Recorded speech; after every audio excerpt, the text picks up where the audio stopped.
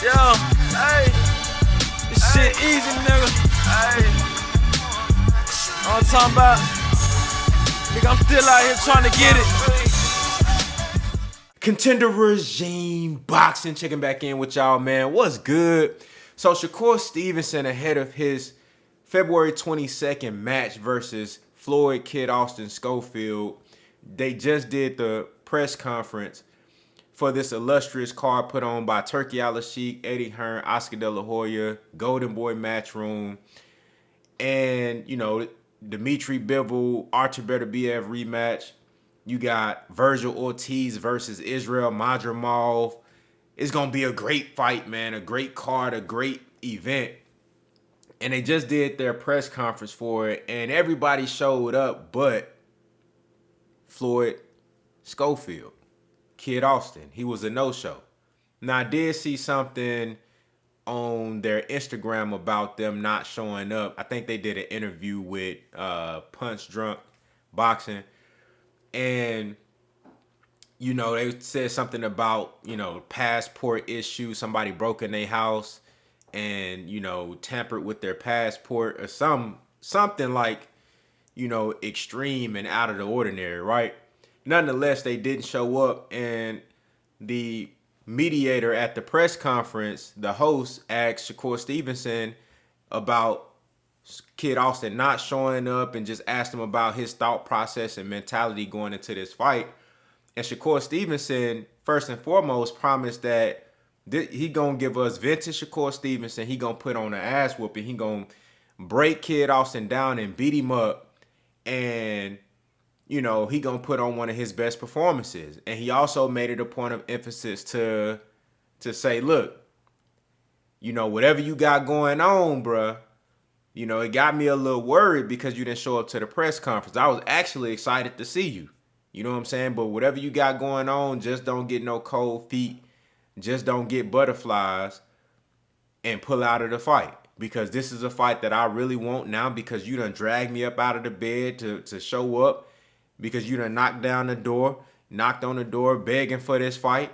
You know, going to my promoter, your promoter, making multiple videos on social media saying how bad you want this fight. Well, now it's here. Now it's here. You dig what I'm saying? Now the fight is here, and it's signed, and we only a month away, a little bit over a month. So Shakur Stevenson, to be honest with you, I really believe that Shakur got one of those, like, he's due for one of those performances. He's due for a Jamel Herring type of performance. To this day, I think that's Shakur Stevenson's best performance. What he did in New Jersey versus Jamel Herring, right? I thought he put it all together that night. The offense, the defense, the combination, the speed, the punching power. I thought he put it all together that night. And if you think about it, leading up to that fight, it was a lot of talk. It was a lot of back and forth. It was a lot of, you know, gamesmanship and minor disrespect, all within the realms of competition, right? And since this, I feel like this is the first time where Shakur is getting a taste of that, where it's a whole lot of trash talk. Yeah, what's my man name? The guy where Shakur put on that terrible performance, Edwin De Los Santos, right? During that build up, you know, De Los Santos was talking a little shit, you know what I'm saying? But I don't really think that Shakur had the built up motivation and malice towards De Los Santos as he does towards Kid Austin, because Kid Austin and his father, you know, they have both. Number one, there's history there. These guys have sparred. They've been in camp together, and then on top of that, they particularly targeted Shakur Stevenson and made multiple videos, went on multiple interviews, just talking about how they was gonna do him dirty, talking about how he ain't got no punching power. They truly believe that Shakur Stevenson is this Paulie Malignaggi type of guy, and they can go in there and put on a Sean Porter-esque performance versus him disregarding any power punches that he has and just getting in his grill, frustrating him and roughing him up and beating him up. That's truly what Team Schofield feels like they can do versus Shakur Stevenson. That's why they want this fight so bad.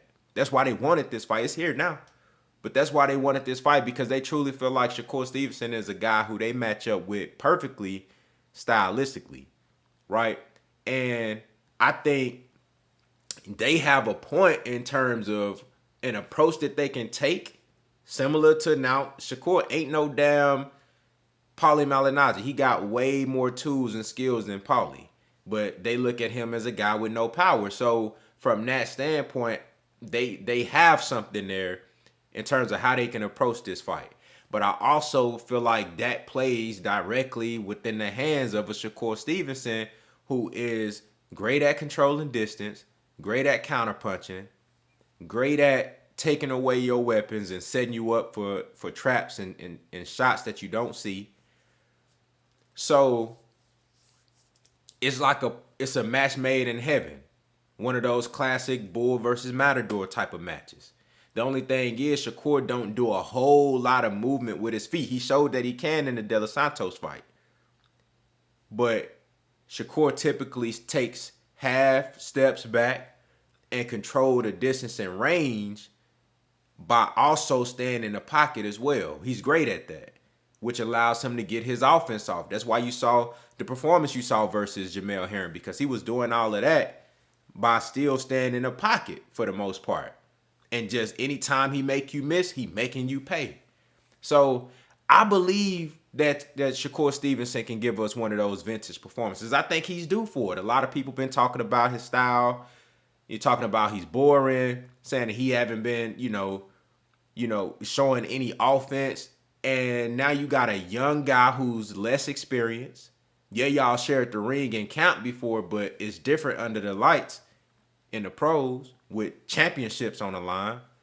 You know what I'm saying? This is the biggest test in Kid Austin's career thus far. Shakur has already fought top-notch fighter Oscar Valdez, Jamel Herring. You know what I'm saying? He's already been in there with champions, right? Artem Hardatuyan, who is a medalist in the Olympics, just as well as Shakur Stevenson himself. So I think Shakur has the advantage in multiple areas, not just the skill and ability and, of course, the experience as well, but just being under the lights on this stage. And stylistically, there's things that both fighters can take advantage of. So I'm really interested in this fight, man. I want to see if it's really real from Kid Austin's standpoint, see if they really like they say they are, because they talk a lot of stuff.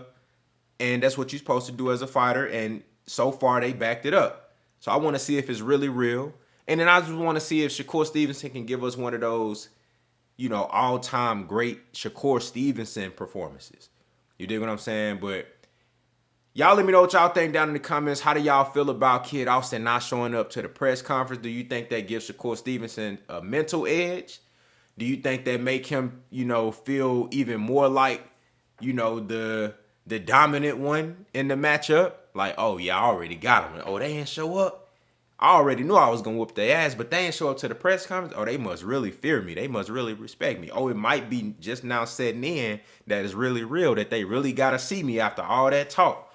Y'all let me know what y'all think down in the comments, man. Contender Regime Boxing. I'll holler at y'all boys, man.